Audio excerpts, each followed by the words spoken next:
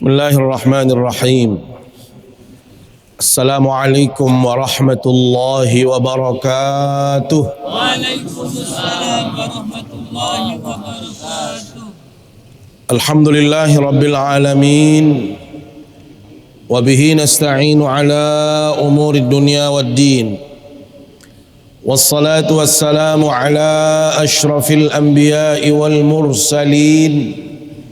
Sayyidina wa habibina wa syafi'ina wa maulana Muhammad wa ala alihi wa sahbihi ajma'in.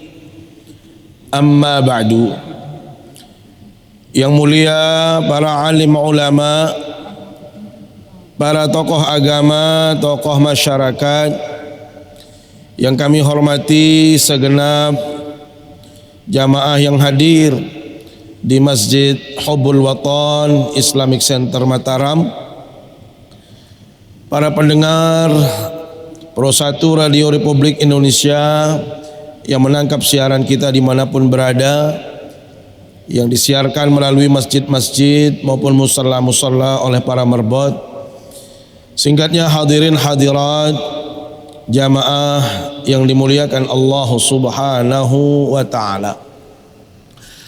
Di tempat yang mulia ini, di hari yang mulia pula, yaitu hari Jumat, setelah kita melakukan ibadah yang sangat mulia, yaitu salat subuh berjamaah, izinkan saya mengajak kita semua untuk terus kita melengkapi kenikmatan ini dengan memuji Allah, bersyukur kepada Allah Subhanahu wa ta'ala. Karena sampai detik ini kita masih merasakan begitu banyak karunia dan nikmat dari Allah Subhanahu wa ta'ala. Yang paling terasa saat ini adalah nikmatnya kita menjadi orang yang beriman kepada Allah. Nikmatnya kita mendapatkan hidayah dari Allah Subhanahu wa ta'ala. Nikmat inilah yang mengantarkan Bapak Ibu untuk hadir di majelis yang mulia ini. Nikmat inilah yang menggerakkan hati kita, pikiran kita, langkah kita untuk terus ingin dekat kepada Allah Subhanahu wa ta'ala. Dan yang perlu kita harus yakini bahwasanya inilah nikmat satu-satunya yang menjamin kebahagiaan kita di dunia sampai di akhirat kelak. Karena itu hormat Allah, tidak ada guna harta berlimpah, jabatan tinggi, bila mana kita tidak menyertainya dengan iman kepada Allah Subhanahu wa ta'ala.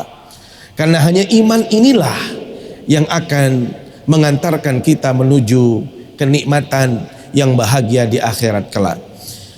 Salawat serta salam selalu kita sampaikan ke hadapan baginda Rasulullah sallallahu alaihi wasallam, kepada segenap keluarga, para sahabat, para tabi'in, para tabi'it tabi'in, dan semua pengikut baginda Rasulullah sallallahu alaihi wasallam, termasuk kita yang hadir di majelis yang mulia ini.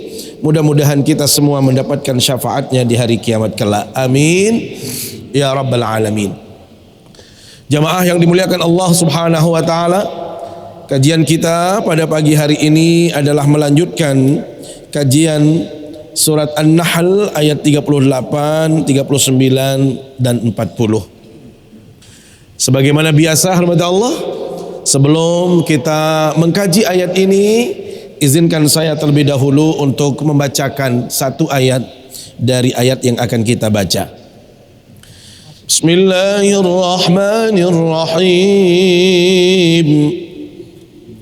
Wa aqsamu billahi jahda aymanihim la yab'atsu Allahu man yamut bala wa'dan 'alaihi haqqan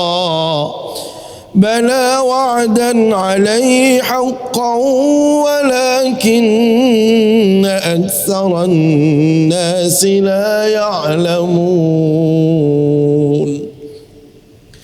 Ayat ini masih erat kaitannya dengan ayat-ayat yang sebelumnya.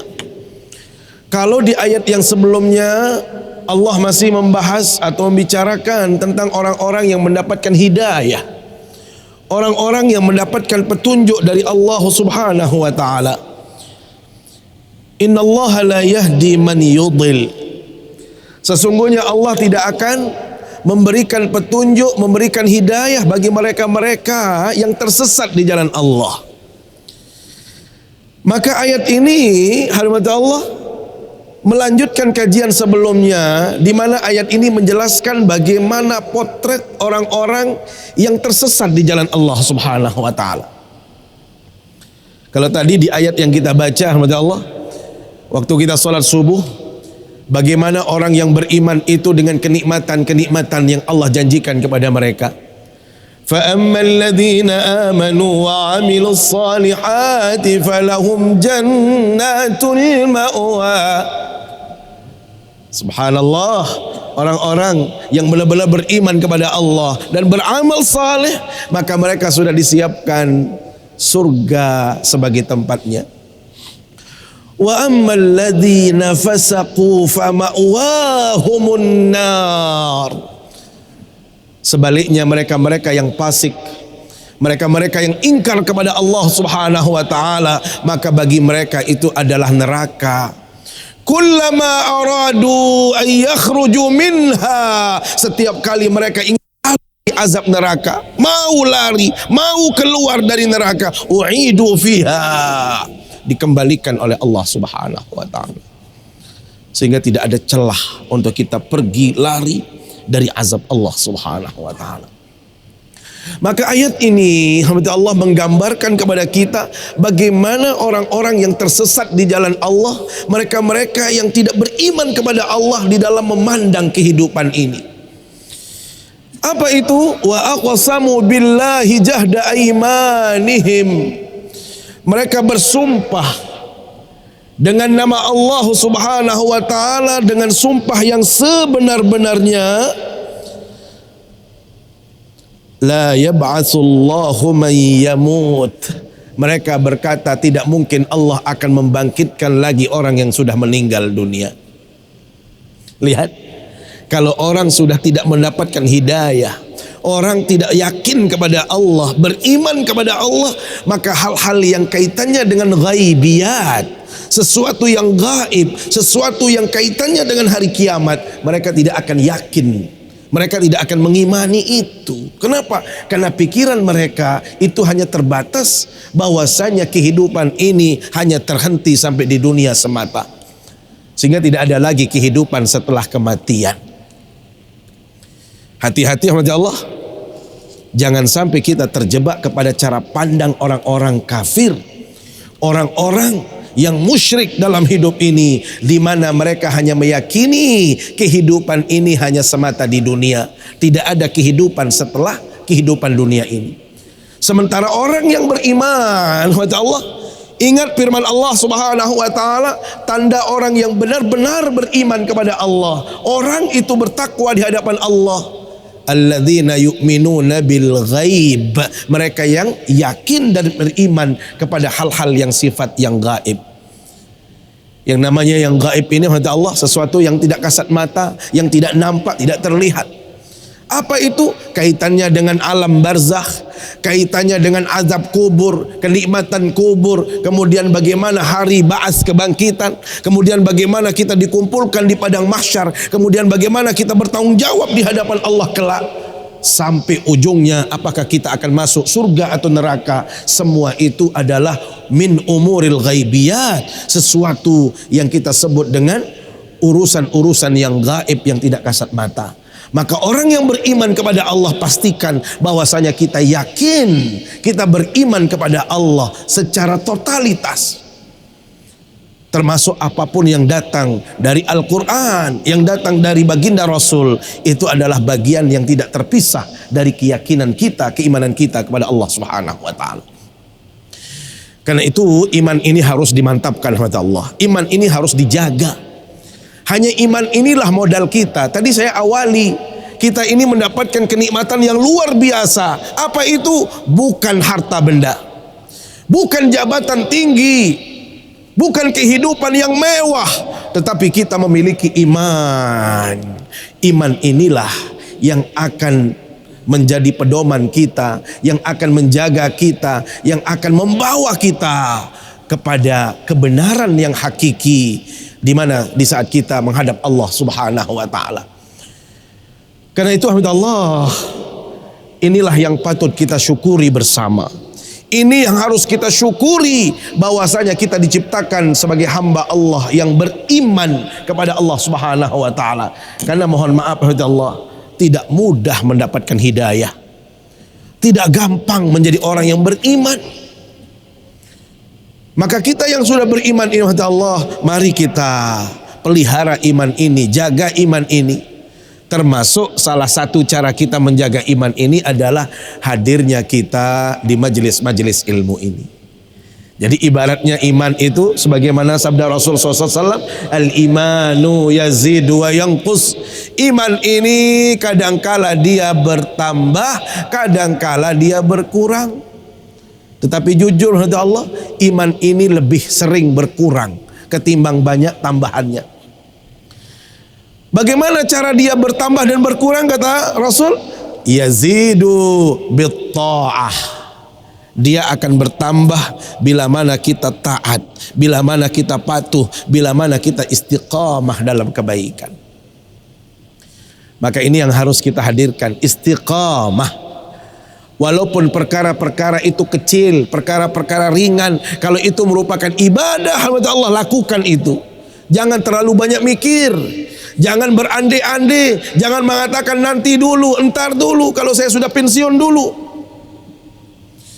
Alhamdulillah, kita harus benar-benar istiqamah. Nabi kenan istiqamah, luzumu ta'atillahi azza wa jalla.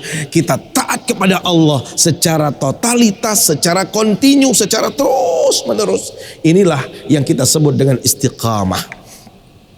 Maka setelah kita beriman saat ini kepada Allah, maka mari kita istiqamah, kita jaga keimanan ini. Makanya salah seorang sahabat di saat dia datang kepada Rasul sallallahu alaihi wasallam, ya Rasulullah, wahai Rasulullah, coba terangkan kepada saya satu amalan yang saya tidak akan bertanya lagi kepada siapapun setelah engkau menjelaskan. Apa kata Rasul SAW? Qul amantu billahi summastaqim.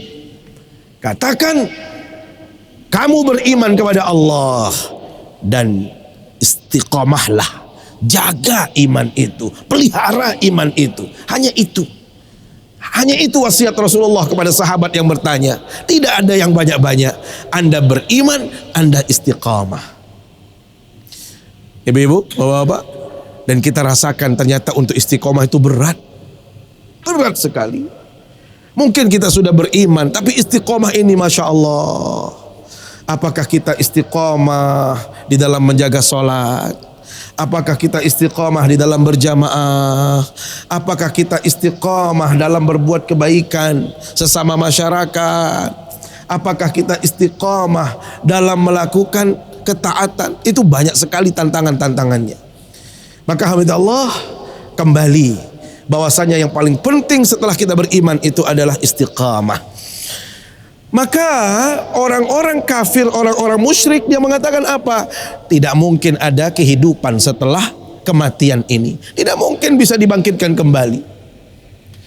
Makanya dalam asbabun nuzul ayat ini alhamdulillah diterangkan ya oleh qala Ar-Rabi' bin Anas ya an Abil Aliyah kana li rajulin minal muslimin ala rajulin minal musyrikin dainun.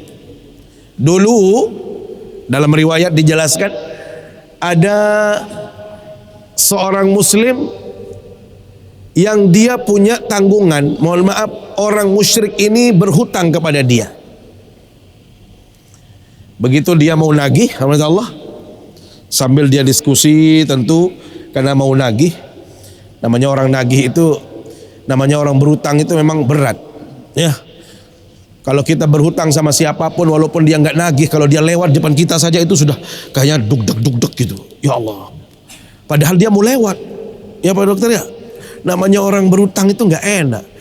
Untung kayak Pak Andi ini sudah nggak ada hutangnya dia, jadi aman. Tapi kalau kita punya hutang, apalagi di bank, apalagi teman-teman, mobil bank lewat itu deg deg deg deg. Ya Allah, mobilnya lewat aja kita deg deg deg. Karena yang dikhawatirkan itu, Bapak Ibu alhamdulillah, hutang itu kalau masih nyangkut dalam kehidupan kita sampai kita mati, itu tidak bisa diampunkan oleh Allah. Kemarin saya hadir di satu pemakaman. Kebetulan yang meninggal ini ibu-ibu baru melahirkan, anaknya selamat, ibunya meninggal. Subhanallah, atas izin Allah anak ini lahir selamat sehat, tapi air matanya terus keluar, nggak berhenti-berhenti. Ibunya masih di bawah 40-an tahun. Maka saya sampaikan, walaupun kita ini dalam kondisi berduka, tetapi ketahuilah ada satu janji Allah kepada mereka-mereka yang meninggal dunia dalam keadaan seperti ibu yang kita datangi saat ini. Orang yang melahirkan, orang yang meninggal dalam hamil, itu adalah termasuk orang yang mati syahid. Maka Rasul sallallahu alaihi wasallam menjelaskan, yughfar lisyahid kullu dzambin. Semua dosa mereka-mereka yang mati syahid itu diampunkan oleh Allah, illa dain, kecuali hutang. Jadi dosa boleh diampunkan oleh Allah, tapi kalau hutang, hubungannya sesama Adam ini tidak bisa diampunkan oleh Allah. Maka hati-hati ini sebelum yang meninggal dunia ini, coba ingat hutangnya di mana-mana. Ya. Hutang itu tidak harus banyak, ya, perkara sedikit, ya, termasuk janji-janji, ya, yang pernah kita ucapkan. Tolong ingat, ibu-ibu, lihat kiri kanannya, ingat tetangga ada apa-apa masih hutang apa tidak, karena ini paling berat masalahnya, ya. Kalau orang meninggal dunia kemudian membawa hutang, itu rohnya itu tidak bisa merasakan kenikmatan, ya. Karena dia ada tanggungan atau sangkut pautnya dengan sesama adami atau sesama manusia. Maka orang muslim ini mendatangi orang orang musyrik. Ya, mungkin berbicara tentang hutang. Sehingga tercetuslah dalam ungkapan orang muslim, supaya saya terbebas, merasa nyaman dalam kehidupan ini, supaya tidak ada tanggung jawab lagi nanti di akhirat. Ya, jangan sampai ada masalah-masalah setelah saya mati. Kaget orang musyrik tadi begitu disampaikan oleh orang muslim. Memang kamu yakin akan hidup lagi? Nggak ada itu. Nggak ada ceritanya kita bisa hidup lagi. Inilah maka Allah menurunkan ayat ini. Mereka sampai bersumpah di hadapan Allah bahwasanya tidak mungkin la yab'atsullahu man yamut. Tidak mungkin Allah akan membangkitkan orang yang sudah meninggal dunia. Maka Bapak Ibu yang dimuliakan Allah SWT, cara pandang seperti ini jangan sampai hadir di tengah-tengah kita. Jangan sampai itu mengotori pikiran kita. Karena tidak sedikit generasi-generasi saat ini juga cenderung kepada pemikiran-pemikiran yang sifatnya tadi, ya, hanya berpikiran duniawi, ya, apalagi kalau sudah masuk ke dalam paham hedonisme, ya, huru-hara yang hanya dia menikmati kehidupan dunia saja, sehingga dia tidak lagi berpikir tentang akhirat. Kalau kita yakin, kalau kita bisa dihidupkan oleh Allah, diadakan untuk diwafatkan, untuk dihilangkan oleh Allah, itu sesuatu yang mudah. Makanya di dalam surat Al-Baqarah ayat 28, Allah Subhanahu wa taala tegaskan, kaifa takfuruna billahi wa kuntum amwata فأحياكم ثم يميتكم ثم يحييكم ثم إليه ترجعون. كيف تكفرون بالله وكنتم أمواتا. Manusia, kok bisa Anda kufur kepada Allah? Bagaimana mungkin kita ingkar kepada Allah? Kenapa? Karena mohon maaf, Zainuri yang saat ini duduk di hadapan Bapak Ibu, dulu itu tidak ada. Nih, siapa yang saat ini menjabat, yang punya jabatan tinggi, yang paling hebat di sini, itu dulunya tidak ada. Ini kita harus sadari diri, kita ini dulu tidak ada.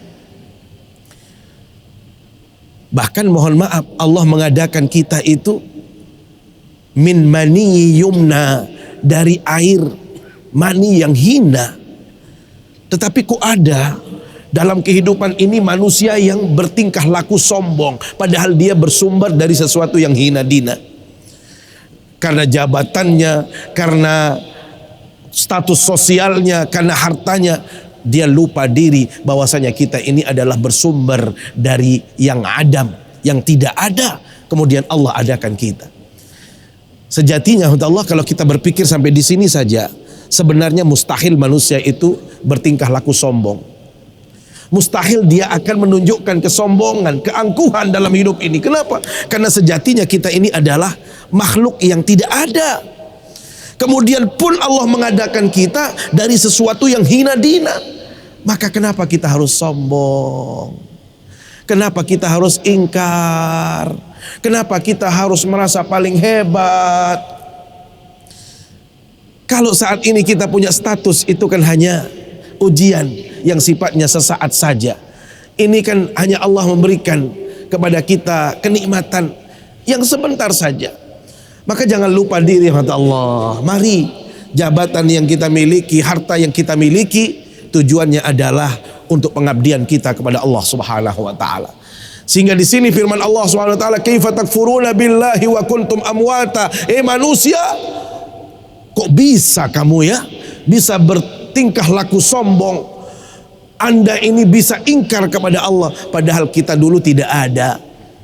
Maka dari sini saja kita harus beriman kepada Allah. Sebenarnya cukup dengan ayat ini saja kita sudah beriman. Iya ya, dulu saya tidak ada, Allah yang mengadakannya. Maka kalau Allah mampu mengadakannya, untuk mencabut kembali, mengembalikan kembali, itu sesuatu yang gampang bagi Allah Subhanahu wa taala. Kaifa takfuruna billahi wa kuntum amwata fa ahyaakum. Allah menghidupkan kita. Summa yumitukum. Kemudian Allah akan mengambil nyawa kita. Summa yuhyikum. Kemudian nanti ada kehidupan yang kedua. Ya, kehidupan yang berikutnya yang kekal abadi, yaitu hari kiamat. Summa ilaihi turja'un. Kemudian kita ini akan kembali jua kepada Allah Subhanahu wa taala. Hadirin yang dimuliakan Allah Subhanahu wa taala. Karena itu ayat ini memberikan penegasan kepada kita bahwasanya apa yang difirmankan oleh Allah, bala wa'dan alaihi haqqa. Ingat, ketahuilah kata Allah, janji Allah itu benar. Tidak ada yang tidak benar dari apa yang disebutkan, apa yang disampaikan, apa yang dijanjikan oleh Allah. Makanya dalam surat Fatir ayat 5 Allah Subhanahu wa taala tegaskan, ya ayyuhan nasu inna wa'dallahi haqqa. Manusia, janji Allah itu pasti. Tidak ada yang luput, tidak ada yang terlupa, tidak ada yang hilang dari janji Allah. Seharusnya Allah, ayat ini saja ini sudah membuat kita semakin menjadi orang yang mau mencintai kebaikan, orang yang terus berlomba-lomba kepada kebaikan. Kenapa? Karena janji Allah itu pasti. Menjanjin DPR belum tentu pasti. Janji dengan kampanye belum tentu. Ya, namanya ya manusia, wah berjanji. Ya solah-solah, apalagi makin, mohon maaf saat ini kita ini mahal sekali posisi kita. Wih, semua orang mencari kita, semua orang nanya kita, mau berjumpa dengan kita. Janjinya Masya Allah menggiurkan sekali. Tetapi jangan pernah tertipu, itu hanya tipuan semata. Kenapa? Janji manusia itu tipuan. Yang benar itu adalah janji Allah. Ya, janji Allah itu tidak akan meleset kepada Allah. Karena kita tahu janji Allah itu pasti, maka ibu-ibu, bapak-bapak, kalau mau ibadah, nggak perlu harus ditahu sama orang, nggak perlu mendapatkan sanjungan dari orang lain, nggak perlu harus dipuji, nggak perlu harus dipuja, nggak perlu harus disoting. Ini sekedip-kedip selfie doang, trend. Saya nggak tahu orang yang selfie itu ikhlas apa nggak ibadahnya. Udah itu bukan hobi lagi, itu sudah mencederai keikhlasan. Supaya ditahu, ya Allah, kayak Allah nggak tahu aja, kan begitu. Jadi seolah-olah Allah itu tidak tahu. Kalau kita sudah Allah yakin tahu, ngapain diekspos? Ngapain orang mau tahu? Kecuali sesuatu itu sifatnya, mohon maaf, mengajak orang lain untuk kebenaran, ya. Kayak kajian-kajian ini perlu diekspos. Kenapa? Karena tujuannya supaya banyak orang yang saat ini tidak hadir, mungkin dia harus melalui channel dan lain sebagainya, dia bisa mencarinya misalnya. Tapi yakin Bapak Ibu, sekecil apapun yang kita lakukan dalam hidup ini, tidak ada yang meleset, tidak ada yang tertukar. Itulah yang disebut dengan janji Allah. Ini kadang-kadang khawatir kita kalau bersedekah dengan jumlah yang banyak. Sehingga mohon maaf kalau sudah main Jumat kayak ini, kalau sudah kotak amal itu, kan ada banyak model manusia. Kalau sudah kotak amal jalan itu, satu arak sapura-pura tedem.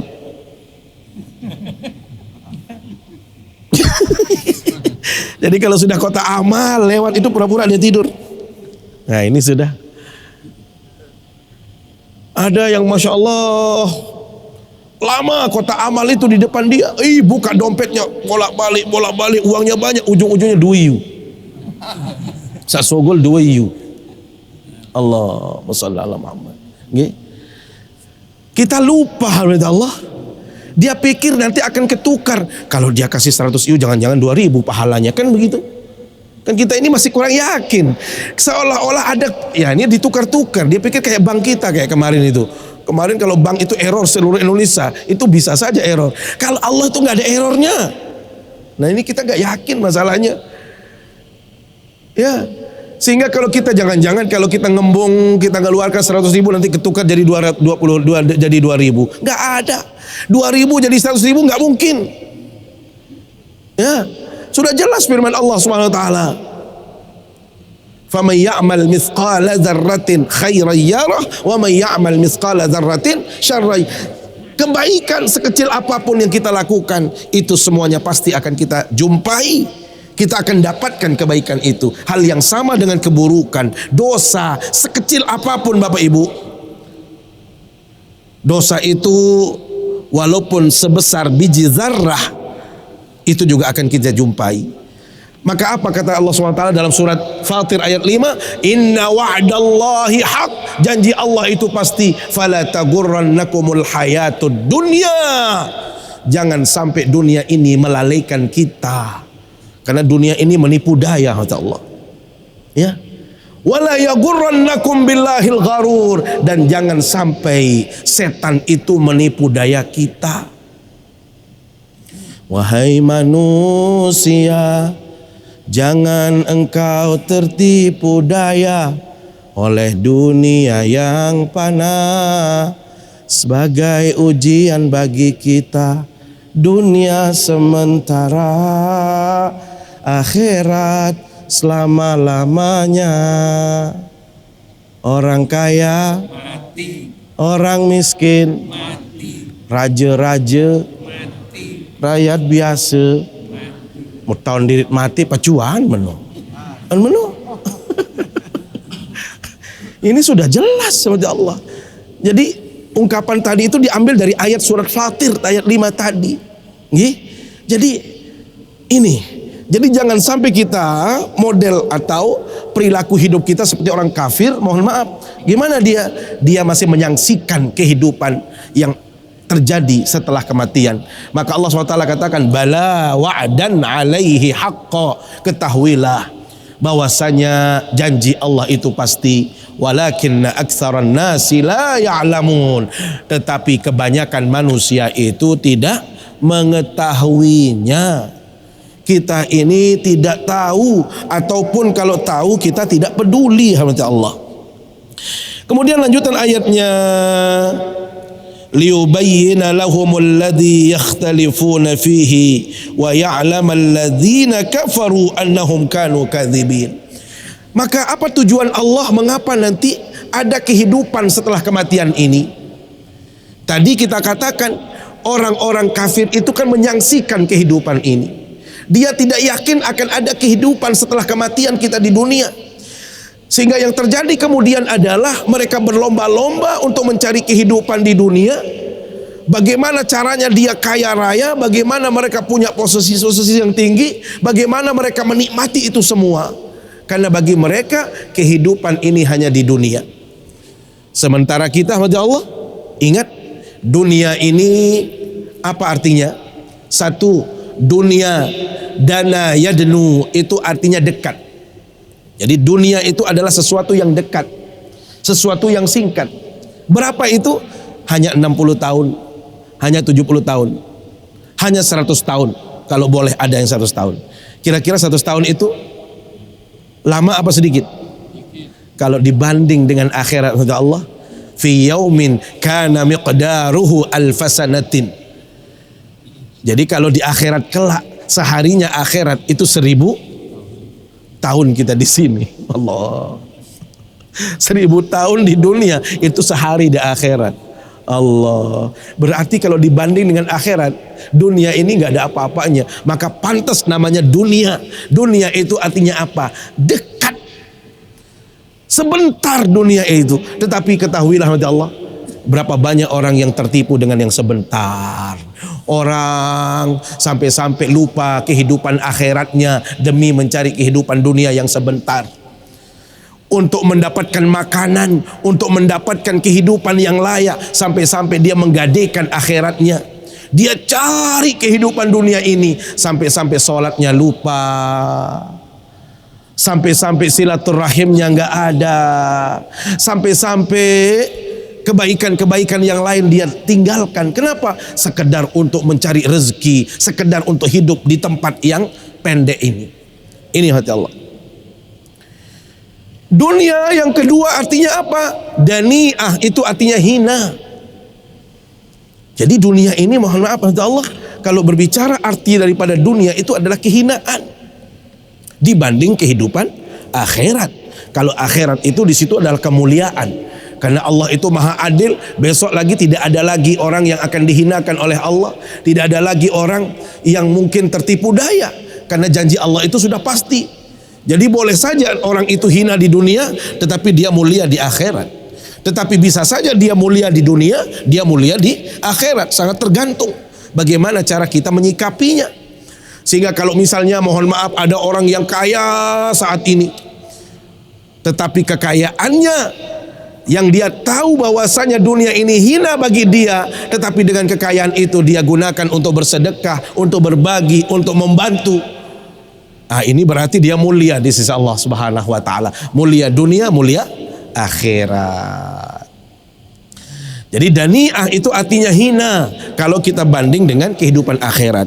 Maka disinilah tujuannya Allah Subhanahu wa taala. Mengapa Allah menjadikan ada kehidupan setelah kematian kita? Liyubayyina lahumul ladzi yakhtalifuna fih. Karena orang kafir itu kan tidak percaya. Maka Allah tunjukkan kehidupan yang sebenarnya di akhirat, supaya orang-orang non-muslim, orang-orang kafir yang tidak yakin, yang ingkar kepada Allah, dia tahu, dia lihat kehidupan itu nanti di akhirat. Waliya'lamal ladzina kafaru annahum kanu kadzibin. Maka tujuan keduanya adalah supaya orang-orang kafir itu tahu juga bahwasanya selama ini mereka itu tersesat, mereka itu berdusta. Jadi selama ini mereka tidak yakin kepada Allah, itu karena mereka berdusta terhadap diri mereka sendiri. Dia mendustakan ayat-ayat Allah, dia mendustakan semua yang datang dari Allah Subhanahu wa taala. Maka hadirin Allah, ini adalah menjadi tamsil, menjadi contoh bagi kita semua bahwasanya kehidupan akhirat itu pasti adanya. Bagaimana kita bisa tahu, hadirin Allah? Semua itu kita tahu dengan keimanan yang kita miliki. Iman kita kepada Allah Subhanahu wa taala, inilah yang akan mengantarkan kita kepada keyakinan itu semua. Maka lagi sekali, hadirin Allah, saya ingin mengulang. Inilah yang harus disyukuri, iman ini. Pelihara iman ini, jaga iman ini. Jangan sampai kita gadaikan, jangan sampai tertukar. Soalnya mohon maaf Allah, kehidupan kita saat ini tantangan iman itu berat sekali. Bukan hanya yang kasat mata, yang terlihat, yang nampak, yang tidak nampak saja. Ya, karena kita saat ini hidupnya, mohon maaf, Bapak Ibu itu hidup di zaman yang berbeda. Ya. Sekarang ini dikenal dengan era milenial. Sementara Bapak Ibu itu hidupnya itu di zaman kolonial. Ya, zaman penjajah dulu. Jadi mindsetnya, cara pandangnya kita masih lama. Sementara kita ini ada di era digital yang semua serba ada. Sehingga ini kalau kita tidak kuat, hati Allah, ini juga menjadi tantangan yang berat bagi kita iman ini. Sehingga berapa banyak orang yang kadang-kadang hati Allah lebih banyak lupanya kepada Allah dan lebih banyak ingatnya kepada urusan-urusan yang kita sebut dengan dunia tadi. Maka Allah di ayat yang terakhir sebagai pemantapan keimanan kita kepada Allah, innama qauluna bisyai'in idza aradnahu an naqula lahu kun fayakun. Ingat Allah, sesungguhnya bagi Allah itu tidak ada yang sulit, tidak ada yang berat bagi Allah. Kenapa? Karena bagi Allah bila mana berkehendak dengan ucapan kun fayakun saja itu sudah selesai. Jadi kun fayakun Allah itu adalah kata kunci untuk Allah berkehendak terhadap apapun di atas dunia ini, segalanya menjadi mudah, segalanya tidak ada yang berat bila mana Allah berkehendak. Maka alhamdulillah, berbahagialah kita semua yang diciptakan oleh Allah sebagai makhluknya yang beriman, sebagai manusia yang beriman. Maka tugas kita saat ini adalah pelihara iman ini, jaga iman ini dari diri kita, dari keluarga kita, anak-anak kita, istri kita, dan juga orang-orang di sekeliling kita. Pastikan mereka benar-benar beriman kepada Allah Subhanahu wa taala. Saya pikir demikian Allah yang dapat kami sampaikan. Mari kita akhiri dengan sama-sama bermunajat, berdoa kepada Allah Subhanahu wa taala. Mudah-mudahan kita menjadi orang yang benar-benar teguh dalam imannya, kuat dalam imannya, sehingga dari dunia kita beriman sampai kita meninggal dunia, mudah-mudahan kita dalam keadaan husnul khatimah. Bismillahirrahmanirrahim. Alhamdulillahirabbil alamin. Salatu wassalamu ala asyrafil anbiya'i wal mursalin sayyidina wa maulana Muhammad wa ala alihi wa sahbihi ajma'in. Allahumma inna nas'aluka imanan kamila. اللهم إنا نسألك إيمانا كاملا. اللهم إنا نسألك إيمانا كاملا ويقينا صادقا واعتقادا صحيحا ولسانا ذاكرا وقلبا خاشعا وعملا متقبلا ورزقا حلالا طيبا واسعا في الدين والدنيا والآخرة. اللهم تقبل منا إنك أنت السميع العليم وتب علينا إنك أنت التواب الرحيم. اللهم ربنا ظلمنا أنفسنا وإن لم تغفر لنا وترحمنا لنكونن من الخاسرين. ربنا آتنا في الدنيا حسنة وفي الآخرة حسنة وقنا عذاب النار. صلى الله على سيدنا محمد وعلى آله وصحبه أجمعين. سبحان ربك رب العزة عما يصفون وسلام على المرسلين الحمد لله رب العالمين. أقول قولي هذا واستغفر الله. السلام عليكم ورحمة الله وبركاته.